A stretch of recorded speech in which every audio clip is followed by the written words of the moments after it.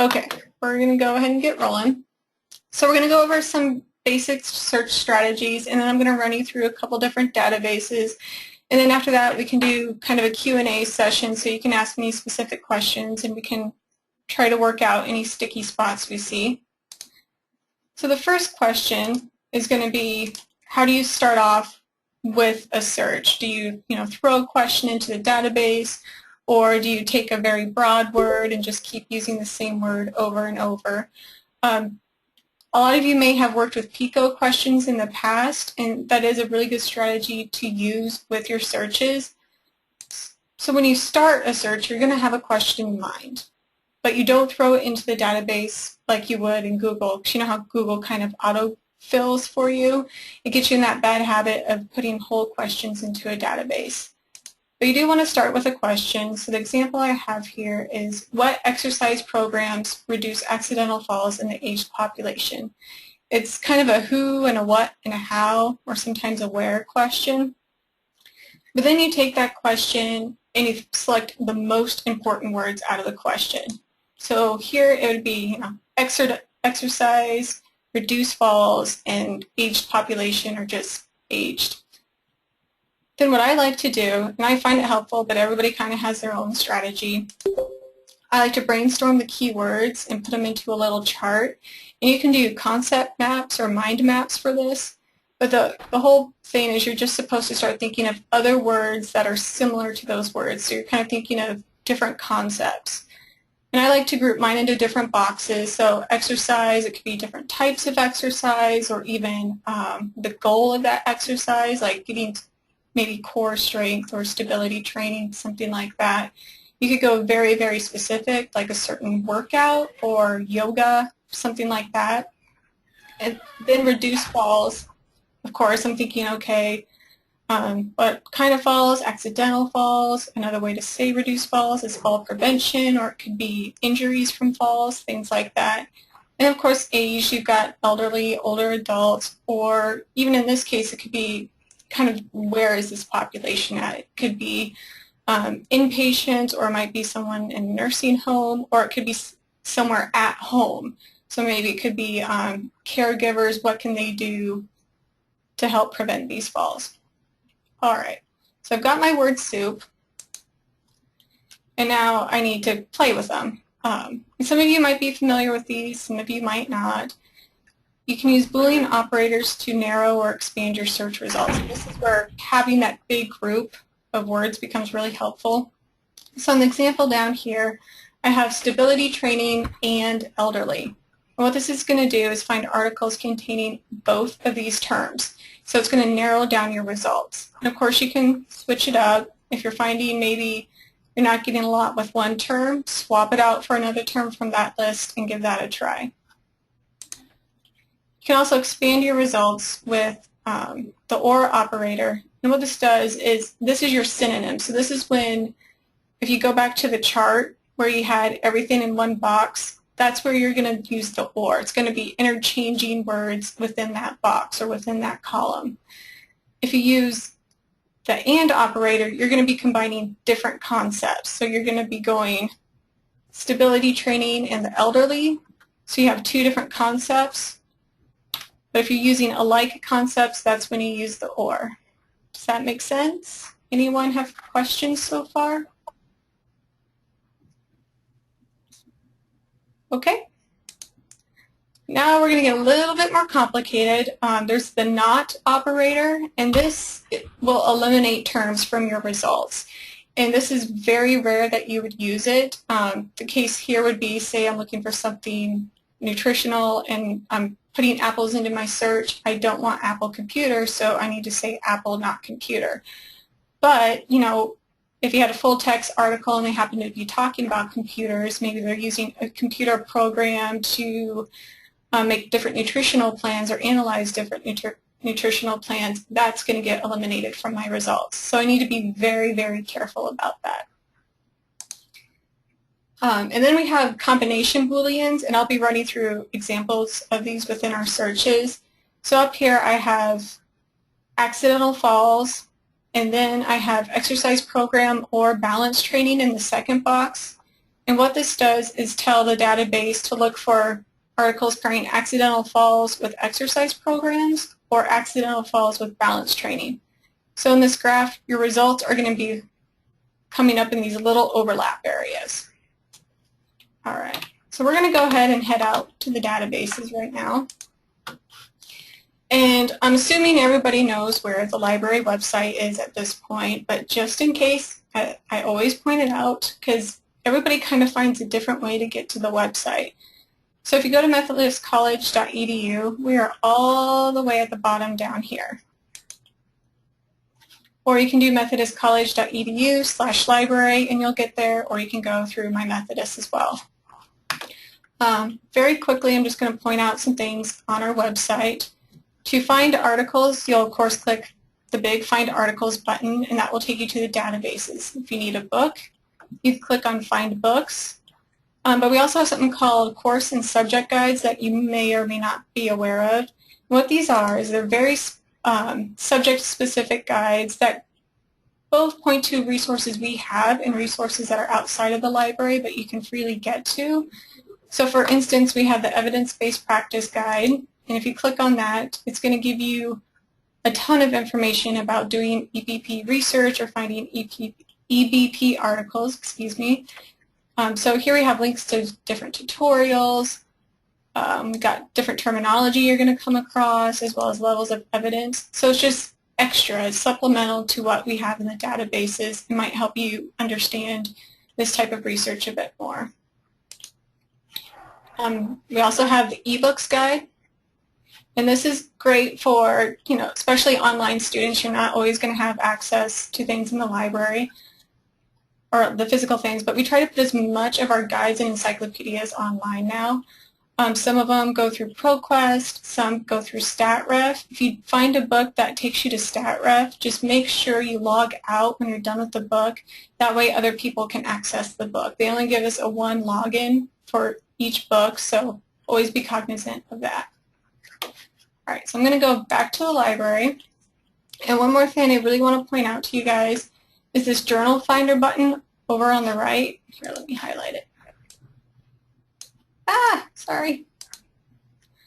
So Journal Finder is really great if you find a citation off of another article. So you're reading an article, it's got some great stuff for you, and they keep referencing this other study, and you're like, heck, I want to check that study out too. You can put in the journal title in here. So I'm just going to go ahead and click on American Journal of Health Promotion, hit search, and this is going to give you the directory of the journal if we have it. If we don't have it, it'll just say, we do not carry this journal. If I click on this little computer icon, it'll then tell me all the databases we have that it's available in, including the date range over here. So I would click on the journal title,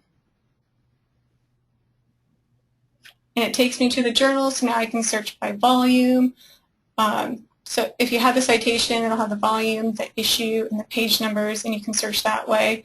Or a lot of times they'll have a search button, whether it's advanced search or a quick search that you can look up that way. Oh, hold on, I'm going to answer a question real quick.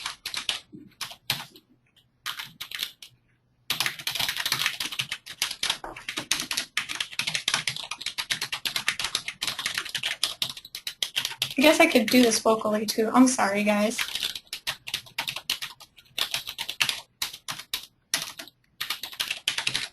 Okay.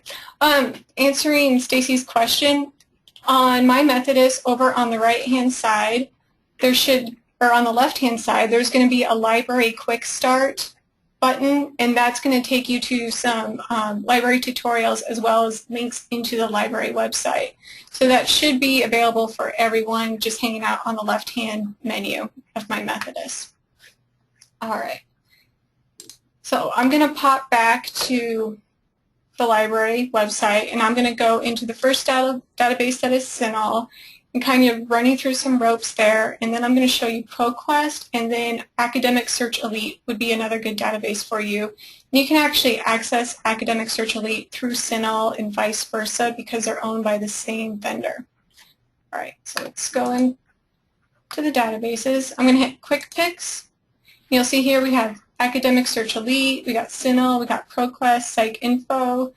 And these are all different databases that sometimes have some overlap on resources, but they usually have different journal sets, and that's why we subscribe to so many databases.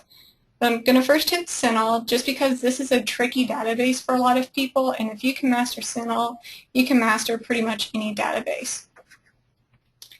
So up at the top, I'm going to start a search, and since I'm looking for kind of a therapeutic exercise or exercise to use as therapy for older adults, I'm going to just try out one of my words. So I'm going to say balance exercise. And I'm going to hit search. And why I'm going this route is I'm just starting very basically. I'm trying to find my primary word, my lead term to use. So in here, CINAHL triggers a subject tree. And all databases use subject trees. A lot of them just default to keyword searches, but CINAHL is one that likes to use the subject tree.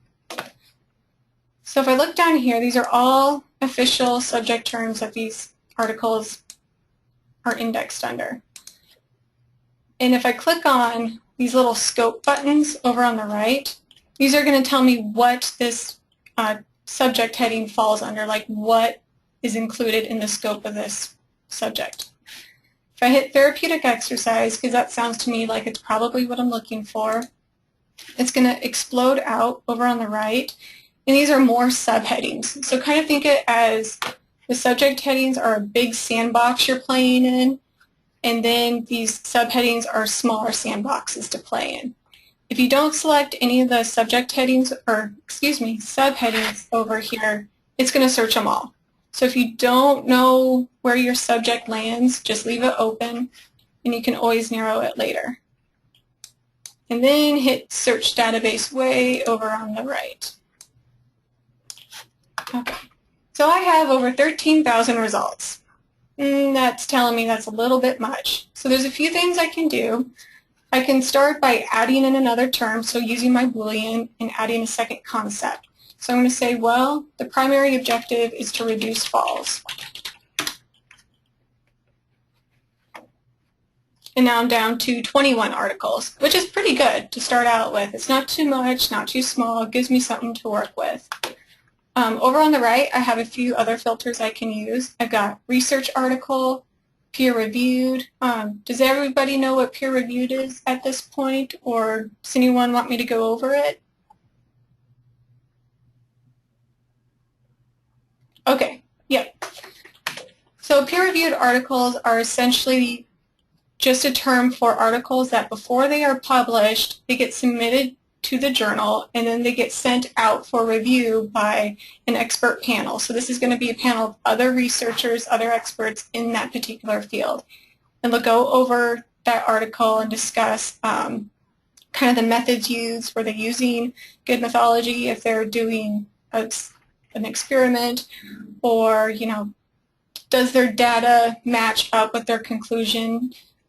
Just sort of that thing, making sure they don't give kind of a grand conclusion, but the data doesn't support it. It gets revised to meet the panel's satisfaction, or it gets rejected. If it is approved, then it goes to publication. So that's kind of why a lot of times your instructors ask for peer-reviewed journals, just because they're supposed to be the cream of the crop. They've gone through an extensive review process. If it says research article, like I just clicked, now we're narrowed down to 12.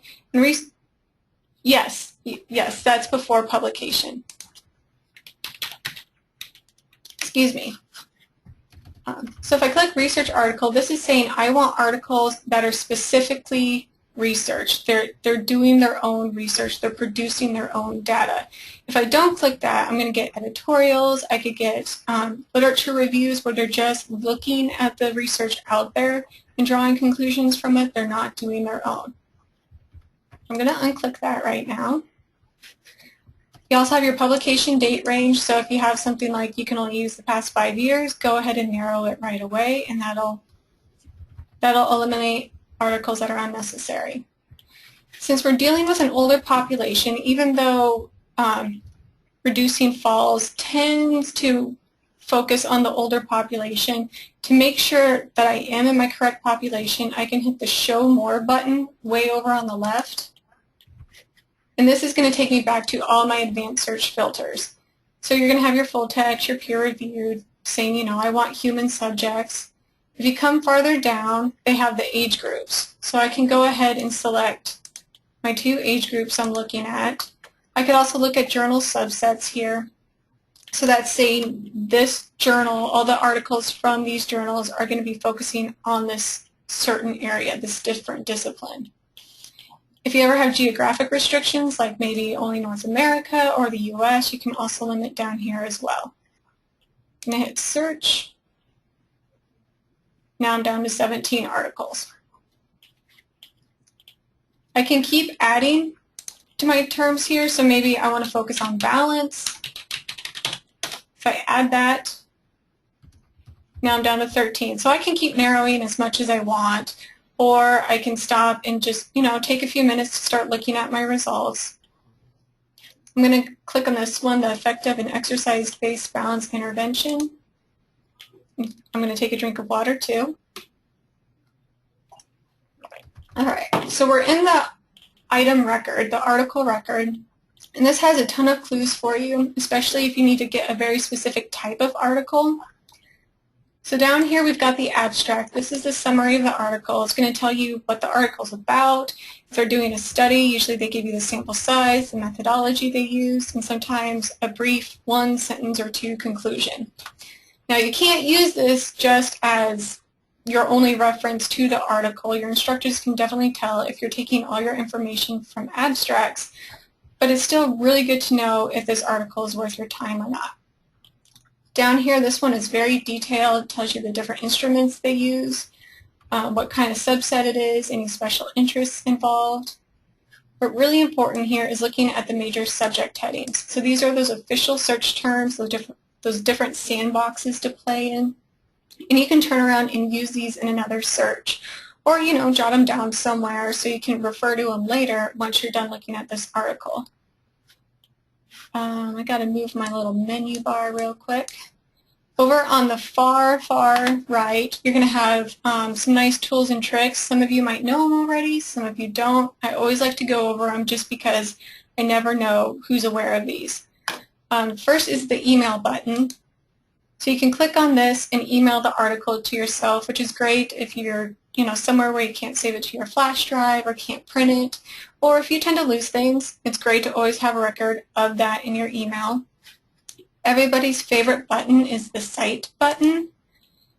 And so when you're doing your citations, you can just click Cite, and then you can copy and paste the citation into your working document. Just always, always, always double, triple check the capitalization. APA does not allow capitalizing non-proper nouns within the article title. Journal title you capitalize, but not the article title.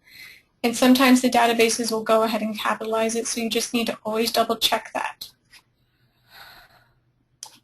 All right. And then the other button is the permalink button. So when you're on My Methodist and they're wanting you to post links to your article, this is what they're talking about, using this permalink. So you copy and paste this into your citation or into My Methodist, and this will give them a direct link to your article.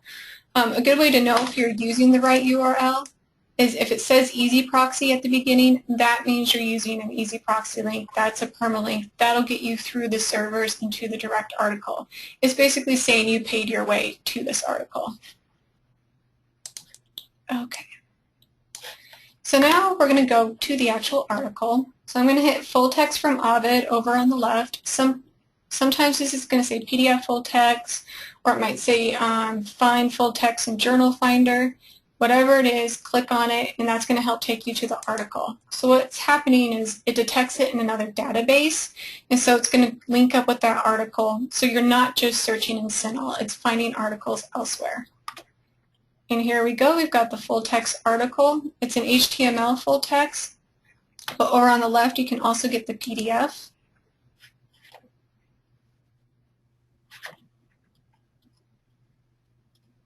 And real quick, just because I have this up, I'm going to kind of go over the elements of an article. So in here you've got your abstract, which is giving you a very brief overview of the article. And a good way to tell if this is an academic article and not something you might find in a magazine or trade journal, aside from not having ads or really glossy photos and being, extremely dense in its content, you're going to have background and purpose, or sometimes called an introduction.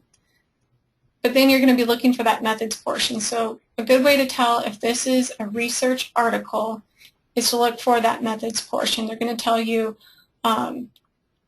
their sample size, how they chose their participants, the different procedures or methods they went through to gather that information, and how they analyzed the results.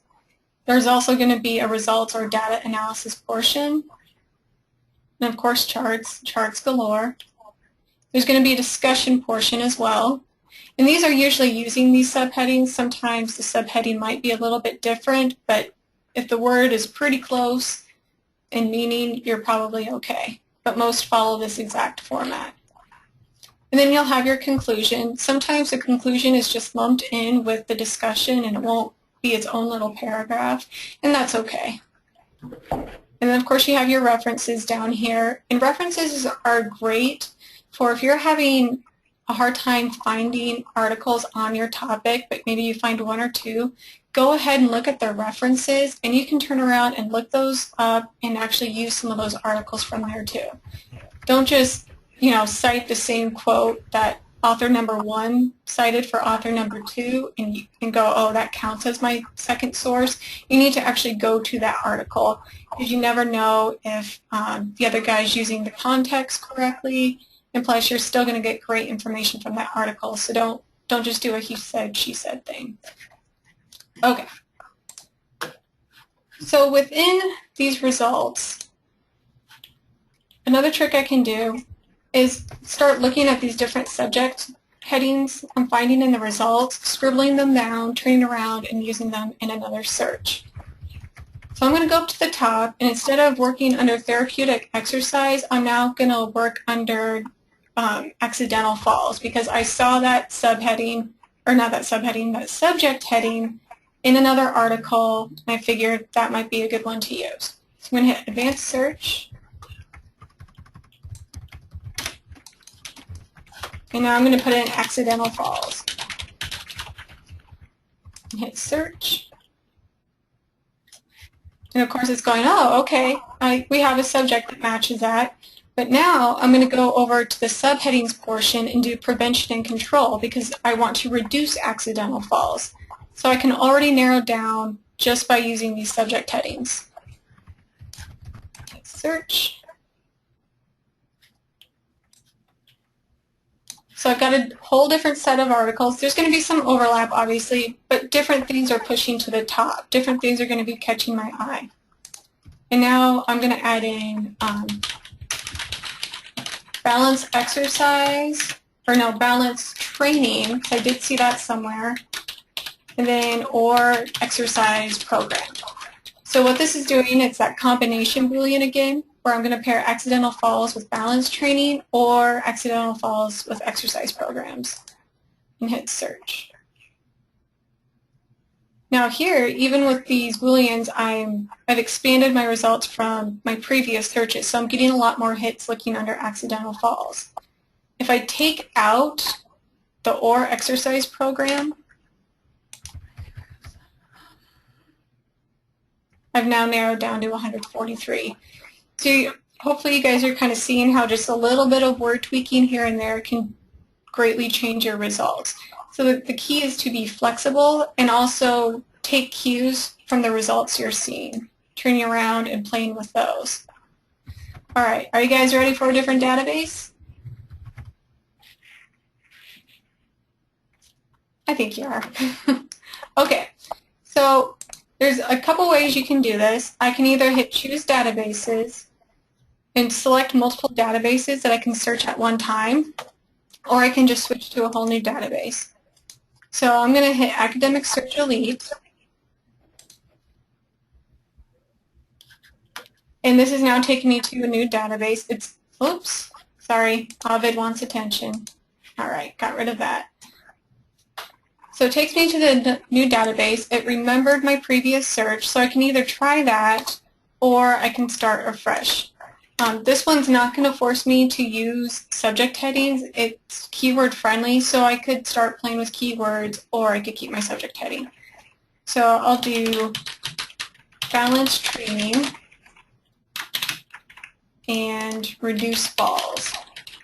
Now what I'm doing up here is I'm using quotation marks around this phrase, and this is telling the database I want this exact phrase. I don't want these words next to each other, I don't want them near each other, I want this exact phrase. So if you're looking for a specific Harry Potter book, you're going to put the whole title in with the quotation marks around it, so you're not getting anything else about Harry Potter. You want that exact book. All right, so I'm going to hit search. So I just had a question about which databases to try when. And so nursing, you're going to usually be in CINAHL or ProQuest Nursing and Allied Health. And sometimes you might pop into PubMed. For health promotions or HOM, you can find things in those databases. But we also added some other databases. There's ProQuest Research Library, but that's going to go away in December because we got this database, Academic Search Elite. It's multidisciplinary, so it's going to cover both everything from business to science to history to some humanities, as well as some medical things as well. So it kind of just depends on the subject you're using. So if you're not having much luck in one database, switch to another one. And here, I'll pop back real quick to the article database. So here we have different categories for the databases. And in here you can see that we've got nursing and allied health, we've got medicine, we've got quick picks, and there is some overlap. And that's because some of these do cover multiple disciplines. And that's okay. It's just trying to kind of give you direction on where to go and how to get started. Does that answer your question? Yes, thank you. Okay, great. Good. All right. So we're back here with Academic Search Elite, and I tried balance training and reduce falls. And I've got 9 hits, and I haven't, narrowed down my other filters yet. And so this could tell me that, 9's great to start working with, or it might tell me I need to play around with my search terms more. So I could turn around and go back to those official subject headings, or I could just kind of look down here, and here we have like community care, muscle strength, physical fitness for older people. So I'm seeing some similar subject headings, but some different ones, and that's because it's a different database. So they're going to have some medical subject headings as well as their own subject headings. So that is the fun of databases, is getting to learn their language. It's just kind of like moving around the country. You go south, you're going to hear some different phrases than if you're up north. So I hit the show more over on the filter bar, and there's fewer filters than in CINAHL, but you can certainly still use them. Here we've got different periodical types, and periodical just means it's published periodically. It's not a special designation. But you got document type here, so if you're still wanting to make sure you only have articles, you can click that. Do your peer reviewed if you want to make sure you don't have newspapers or magazine articles. So just kind of a lighter set. I'm going to show you guys Psych Info. Some of you might like to use this as well. So I'm going to pop in there real quick. And actually I'm going to search, I'll do Psych Info by itself for a moment. So Psych Info is going to have kind of a psychology lens on everything, but they do cover multiple disciplines. So any of you who are looking at education theories or models, Psych Info is great for that. They have a lot of educational and different learning models within this database. So this would be great to use. So if I was looking at fall prevention, but from kind of a health promotion standpoint, or even learning in a group, I might look at something like group exercise program. I'm going to take my quotation out right now. And I could come down here, and I'm going to have different methodologies down here. So I've got empirical studies, I've got quantitative, qualitative, cross-sectional, all sorts of different studies in here. We've also got different classification codes, so this is just kind of what area of the discipline is this article coming from. You can, of course, leave it blank or select all. It's kind of up to you. But then you've got your peer-reviewed again, you've got your research articles, so these are just all ways to narrow it down. So I'm going to say Group Exercise Programs. If I have this Suggest Subject Terms button clicked, and it defaults to this, it's going to put me into a subject tree. So I'm going to hit Search.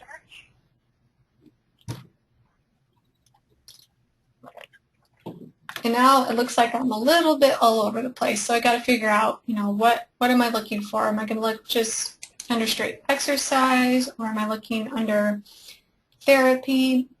And I might go, I don't know quite where I fit. I'll hit exercise.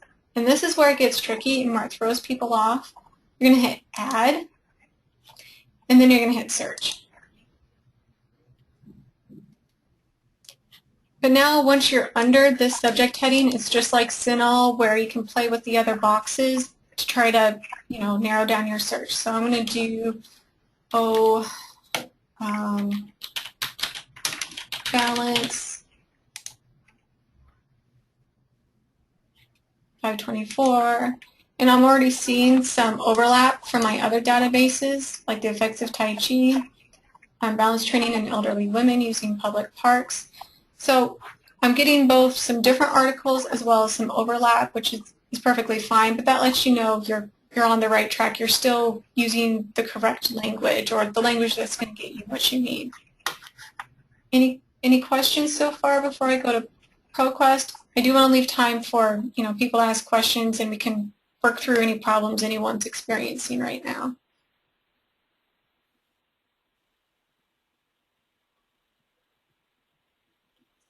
Okay, I'll go ahead and pop over to ProQuest. Oops. So on the databases, I'm going to go into ProQuest Research Library. And you can also search multiple databases within ProQuest. Right now we only have 2. So if I hit all databases at the top, it's now searching Nursing and Allied Health as well as Research Library. Research Library is multidisciplinary. Nursing and Allied Health is obviously focused on Nursing and Allied Health. So up here I'm going to hit Advanced Search. And up here I can start using the same terms I've used before, or I can try different terms. So I'm going to try balance training. And because I don't have an age group limit down here with ProQuest, I'm going to do elderly or older adults. And then I'm going to hit scholarly journals. And I can do my date range too, so I could say, last 7 years works for me. So I'm going to do 2007, and it's going to give me everything from 2007 to the present. And I see here I've got, almost 13,000 results. That's a lot to deal with. If I come down here, I can still narrow my publication date range. If you don't specify a date range, it's actually really cool to see kind of the whole history of your topic as far as research goes, and you can see different spikes. So if, say, you're limited to the past 5 years and you're not getting much information, go ahead and take that filter off and just see how far the date range goes. Oh, yep, Michelle, and I'll definitely be getting to APA format. Sorry about that. I'll speed it up. So I'm going to, again, just click on this article real quick, and I just kind of wanted to show you the different elements within this database. So I've got my full text articles, or excuse me, my full text, but I also have my PDF full text over on the right.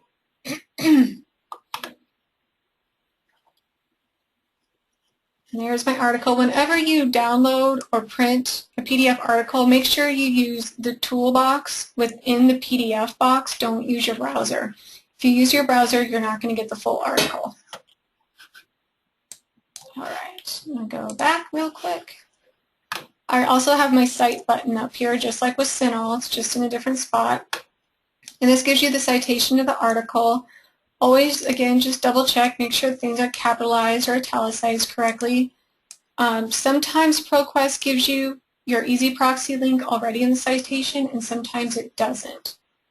If it doesn't give it to you and it just gives you a DOI, if you hit Citation and Abstract or scroll all the way to the bottom of the article, it's going to give you that permanent link right here under Document URL. So again, just look for that easy proxy link, and that's going to be the one you want to use.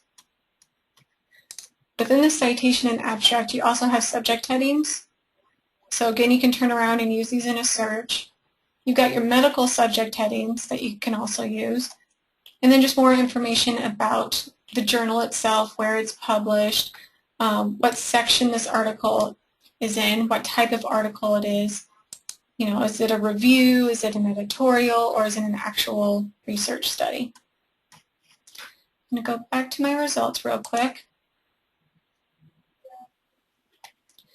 So you might notice we have a ton of results here, but it doesn't necessarily mean these are all great results.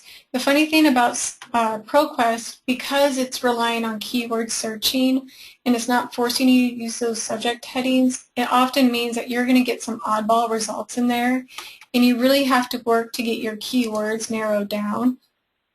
So it could be adding lots of keywords, or again using your quotation marks to fit those phrases together to make sure they stick. So even just by putting quotation marks, I've gone from almost 13,000 results to 500. I might have missed some good articles in the process, so it is a hit and miss, but it is another way to kind of tame the beast. That is ProQuest. All right. So you guys have some APA questions? Michelle, do you have a specific one, or do you just have some want a general overview of APA?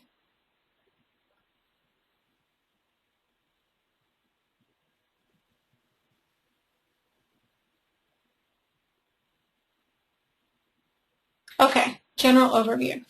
A really great site, and I think they do link to it on my Methodist for you, is going to be Purdue OWL. And so I'm going to go ahead and pop right over there.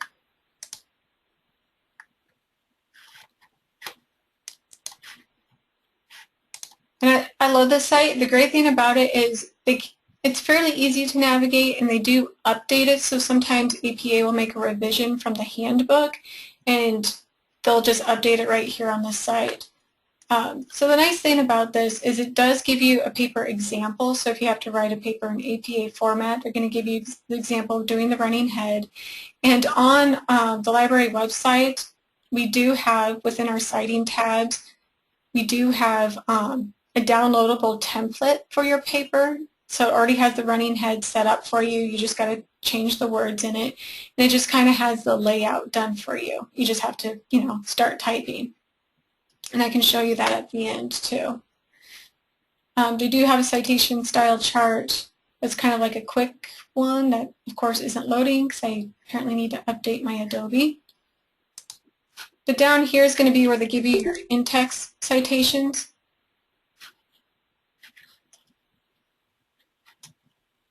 So down here they're going to show you how to do your short quotations as well as when you're paraphrasing. And kind of the key with this is just making sure, however you do your citation, that you make sure you've got who said it, when they said it, and where they said it. So the who's going to be Mr. Jones. It's going to be that year, the year the article was published, and then what page number it was on.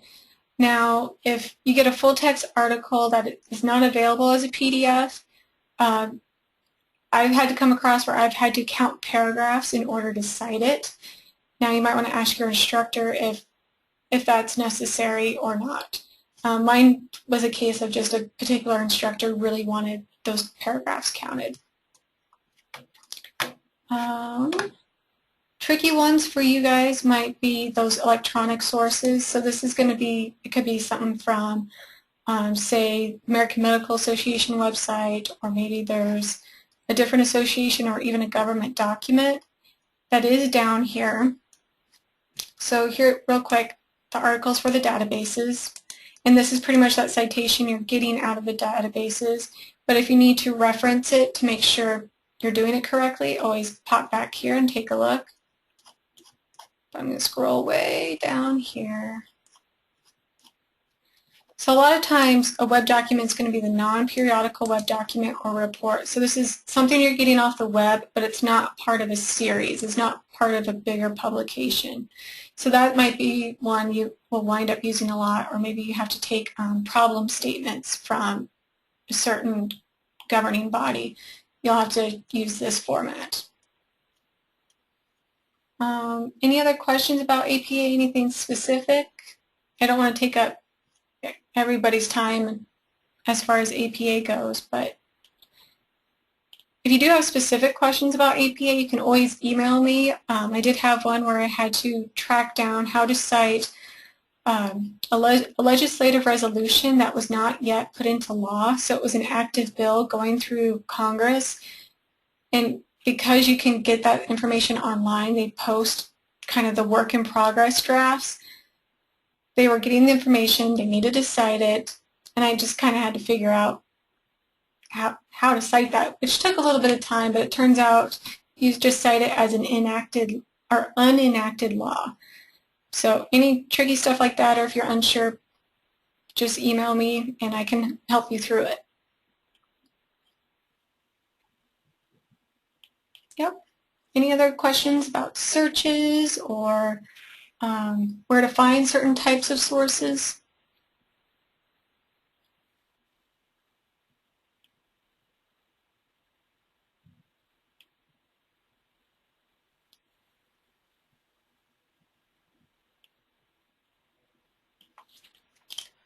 Yes, no, I don't see any hands up. Real quick, I'm going to pop back and I'm going to go into My Methodist and show you where you can find that quick start link. So I'm going to hit My Methodist, of course. Let me move this so I can log in.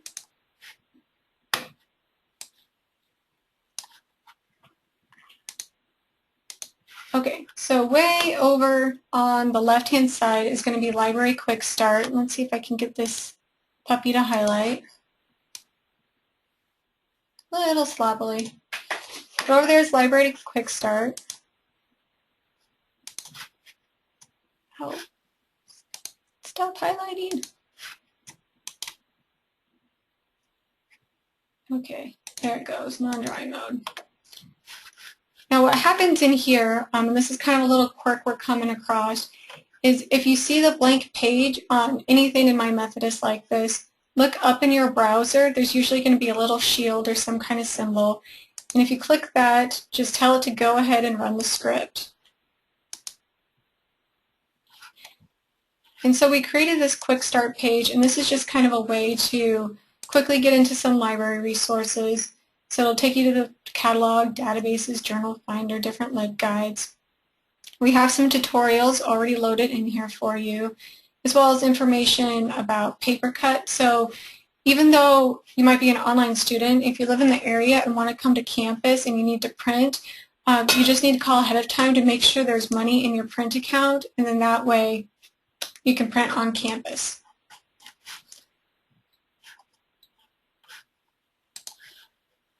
Any other questions? We have an in-depth thing on on My Methodist called JML 001, and the link is provided in this quick start. And what this is just kind of a in-depth module style course, for lack of a better term, that kind of takes you into how to find a topic, how to narrow down your search terms, so kind of a slower paced version of what we did today, as well as going more into detail on different types of sources, where to find them, how to evaluate sources. So looking at, looking for bias, looking at the content to see if it's going to meet your assignment's needs, and things to look out for, things to avoid. And then, because some of you will be needing to use web sources, I also go over how to evaluate websites and kind of go into details and give some examples. So those are just some additional resources for you contained within My Methodist. Okay. Any other questions? If you want to vocally say it, do that little hand up icon or you can type it into the chat box, and I'll be happy to help you troubleshoot or answer any questions you have that I didn't cover today. Or if you want me to go over something a little more slowly, I'd be happy to do that too.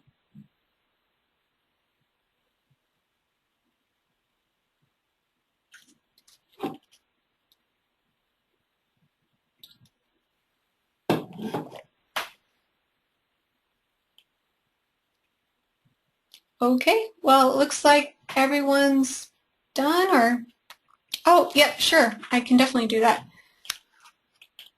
So you want to go over Journal Finder again. Let me pop back over to the website. So there's two ways you can do Journal Finder. One can be coming from our website, so I'll just get back to the main page. And this would be great if, say, you're using Google Scholar, or you find a citation from another article that you want to use. Go ahead and put the journal title into the search box. And then you're going to want the online icon, so the little computer. And then sometimes it's going to give you multiple databases because we carry different date ranges across different databases. So whatever your article year is, go ahead and click on that particular database. And so this is taking you into a different database, into a different journal. And so say I have volume 28, issue 5. Go ahead and click on that and scroll down until I find my article, or I can use the search box provided. If I'm in a database, which let me pop back, here we go, pop back into one. If I'm in a database, so this one says check Journal Finder for full text. If I click on that, it's going to give me the little bibliography information, the citation information I need. So it's volume 44, issue 6, year 2014. Click on my little icon. And then now I'm in ProQuest, and I'm going to have to click down to 2014. Although I thought it said 44.6. Yeah, it said 44.6, so the year's not quite right on that.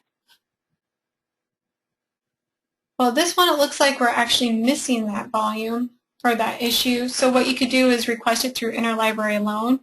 And so you could either click on the article and email us with the little email button, hit the email, and then email us the article, or email the permalink and say, hey, I tried to use the Journal Finder link, it wasn't working for me, but can I still get this article? And we'll get it through Interlibrary Loan for you.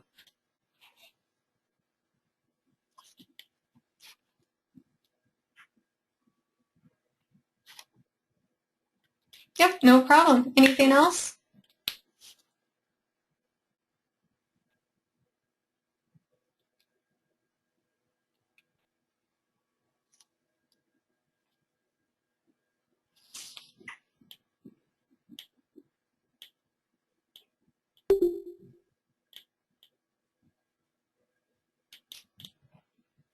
Any other questions, Brenda? Oh, she's done. Okay.